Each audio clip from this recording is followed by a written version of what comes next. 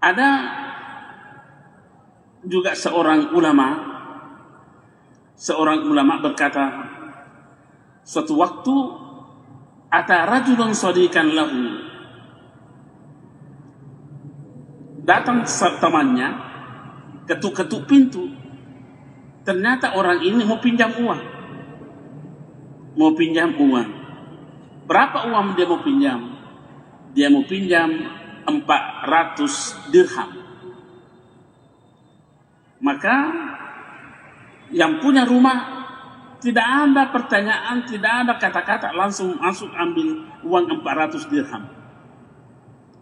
Dan dia kasih kepada yang temannya itu. Setelah dia kasih, pergi nih temannya yang kasih tadi ini, si yang punya rumah ini menangis. Datang istrinya. Kenapa menangis, Pak? Tadi kita kan sudah kasih dia juga yang diminta untuk dipinjam. Iya. Yang membuat saya menangis, kenapa selama ini saya tidak mengetahui keadaannya saudaraku itu, bahwa membutuhkan. Itu yang bikin dia menangis itu. Lamanya saya berteman, saya tidak pernah mengetahui ternyata beliau itu butuh uang 400 dirham. Kenapa? Baru sekarang saya tahu. Itu yang membuat dia menangis. Inilah perilaku orang-orang sufi di dalam persoalan kedermawanan. Kalau Ali bin Abi Thalib itu pernah menangis 1 minggu. 1 minggu menangis Ali bin Abi Thalib. Ini dikisahkan di sini. Baka Amirul Mukminin Ali bin Abi Thalib radhiyallahu anhu. Amirul Mukminin Ali bin Abi Thalib menangis 1 minggu. Maka ada orang faqila lahu, maka ditanyalah dia. Ma yubkik? Apa yang membuat kamu menangis wahai Amirul Mukminin? Faqala, maka Ali bin Abi Thalib menjawab, yang membuat saya menangis, lam ya'tini dayfun munsu sab'ati ayyamin. Yang membuat saya menangis, sudah 7 hari tidak ada tamu yang datang ke rumah saya. Itu yang membuat menangis, Pak. Karena sudah 1 minggu tidak ada tamu yang datang ke rumahnya. Apa katanya Ali bin Abi Thalib? Wa akhafu an yakuna Allah Ta'ala kad ahanani. Saya sangat takut kepada Allah. Jangan-jangan Allah menghinakan saya. Adakah yang salah? Adakah yang salah dari perilaku orang-orang sufi seperti ini? Kalau tidak ada yang salah, kenapa kita salah-salahkan mereka ulama-ulama sufi itu? Kembali lagi saya mengatakan, jangan-jangan kita belum mampu memiliki sifat mulia mereka, lantas kita ambil pintas untuk menyalah-nyalahkan mereka. Keterlaluan seperti itu. Kemudian,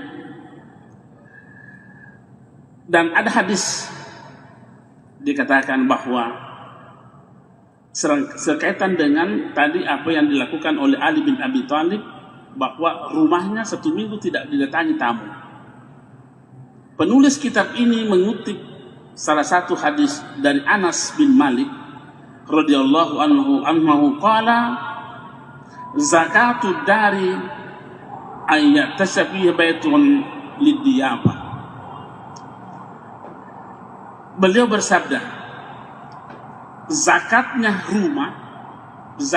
itu rumah. Apa zakatnya rumah? Zakatnya rumah adalah ketika penghuninya, pemilik rumah itu menjadikan rumahnya selalu terbuka untuk menerima tamu. Jadi semakin banyak tamu yang datang ke rumah, semakin bersih rumah itu. Kenapa? Selalu keluar zakatnya. Tapi gitu macam itu. Jangan mengeluh, datang sih, boleh sih. Oh tidak, bukan zakat namanya itu. Zakat itu adalah melepaskan secara tulus. Itulah zakatnya rumah. Ketika yang punya rumah membuka pintu selebar-lebarnya untuk datangi tamu. Kemudian penulis kitab ini mengambil ayat hal ataka hadis Dzaifi Ibrahim al-Mukarramin. Sudah pernahkah kita mendengar kisahnya tamunya Nabi Ibrahim? Ada kisahnya itu.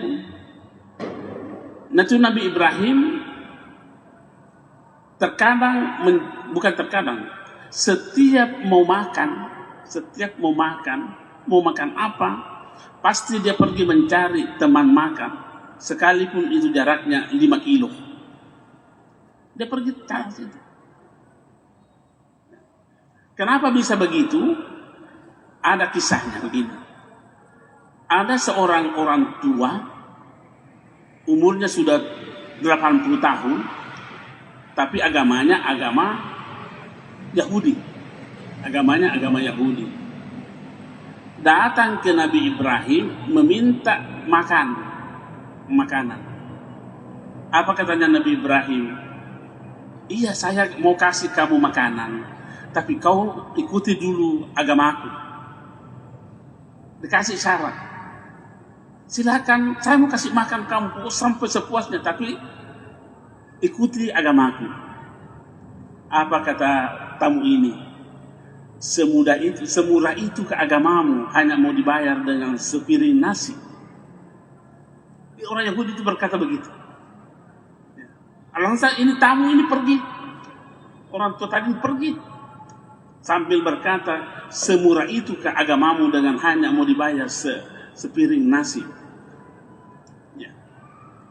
Turun ayat menegur Ibrahim. Apa kata ayat? Ibrahim, itu tadi orang tua yang datang kepadamu sudah 83 tahun umurnya. Mulai dari lahir sampai sekarang saya kasih makan terus. Saya tidak pernah perhitungkan agama apa agamanya. Kamu baru 1 kali dimintai makananmu, kau sudah memberi persyaratan seperti itu. Akhirnya apa yang terjadi? Dia pergi susul ini tadi orang ini. Dia pergi susul orang ini cari. Mulai dari situ Nabi Ibrahim setiap mau makan, dia pergi cari dulu orang untuk menemani makan. Itulah sebabnya sehingga di dalam ayat laisa alaikum junahun an ta'kulu jami'an aw ashtata. Ibnu Abbas itu adalah sepupunya Rasulullah sallallahu alaihi wasallam, menafsirkan ayat ini. Laisa alaikum junahun an ta'kulu jami'an aw ashtata. Bukanlah suatu dosa bagi kamu untuk makan bersama. Mulai dari ayat ini menurut Ibnu Abbas mengatakan bahwa sesungguhnya ayat ini menyeru kita untuk senantiasa makan berjamaah. Biar di rumah, Pak. Panggil itu anak makan berjamaah, panggil istri makan sama-sama. Jangan ale-ale. Biar anak atau cucu panggil, ayo nak kita makan, ayo mak kita makan bersama. Ibnu Abbas ini menafsirkan ayat itu bahwa kita memang disuruh untuk selalu makan berjamaah. Jadi seperti ini mereka menggambarkan bagaimana kehidupan orang sufi itu. Tidak selalu merasa puas dengan apa yang ada pada dirinya dan selalu merasa senang ketika ia memberi. Selalu senang ketika ia memberi. Itulah memang kita sering berkatakan orang yang memberi lebih banyak yang dia dapat dibanding orang yang diberi. Dan kalau kita mau memberi, jangan akal tak kita pakai. Karena kalau akal tak bekerja ketika mau memberi, masih kikik, Pak. Karena selalu berkata otak-otak, kurasi karo, kurasi. Masih sebab yang bekerja otaknya. Ya. Sementara di dalam agama kita yang dianjurkan adalah memberi, bukan untuk diberi.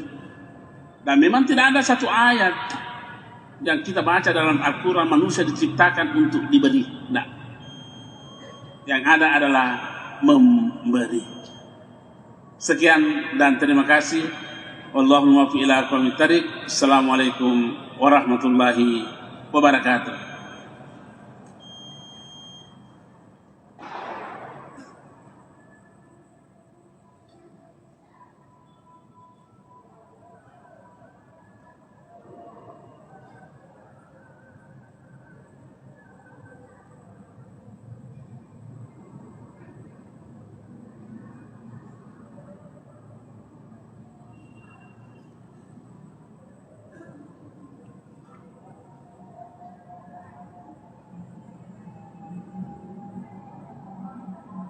Menghadirkan lokal menjadi Indonesia.